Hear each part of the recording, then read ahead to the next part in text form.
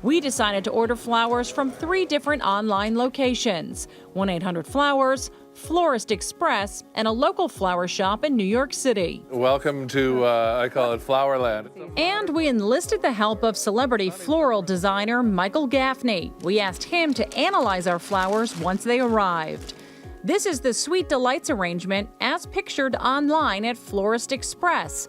And his opinion of the design and what really shows up is not going to be really in alignment, because you can see clearly that the florist couldn't emulate that image because there's too much detail to it. When you start putting details like that together, how are you going to know they're going to have that exact ribbon, those shades of berries, and whatever items or balls that they're putting on there, beads, whatever it might be? And remember, the person receiving it is seeing it one way. The person that's sending it is expecting it another way. There's too much room for failure here. If you're sending designer's choice and you say, here's $60, please make me something nice and creative, chances are, doing this long enough to know this, you're going to get more for your money. Designers always go over, but when you're restricting them to a picture, they're going to stop because every stem is being counted, and therefore they feel like they're not doing the right thing. Where if they're making their own arrangement, they're going to continue to design, they're going to continue to use more inserts, you're going to get more value. It's an ongoing problem in the flower industry. See, we're not regulated. The flower industry doesn't have any regulation, so people can do whatever they want. Think about that when you order. Give the creativity to the person that's making the arrangement, and I promise you'll get more. I worked for a flower shop in Patterson. They said, we don't count our flowers, we stop when it looks pretty.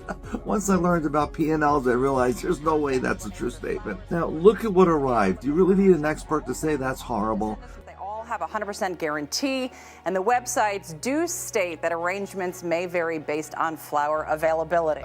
My question is, where's SAF, Society of American Florists? They're supposed to be looking for the consistency and the proper value. We don't have a governing body. I've never seen SAF step up, get people and slap them into shape and say, hey, this is unacceptable, because of the revenue that they're collecting.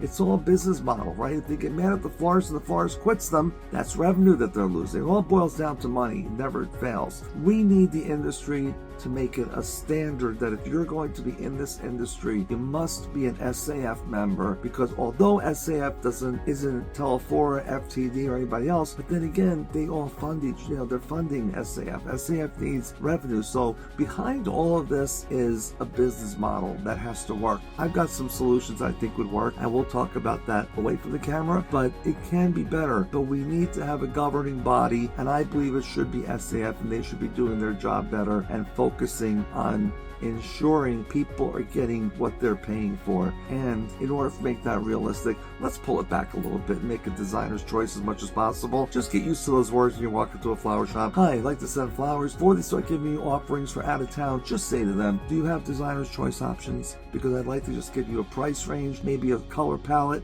and we'll go with that. Unless they have it in their store where you can enjoy all their design touches and the finished product being exceptionally unique. Let me know if I can help you in any other way. And by the way, I'd love to hear your comments.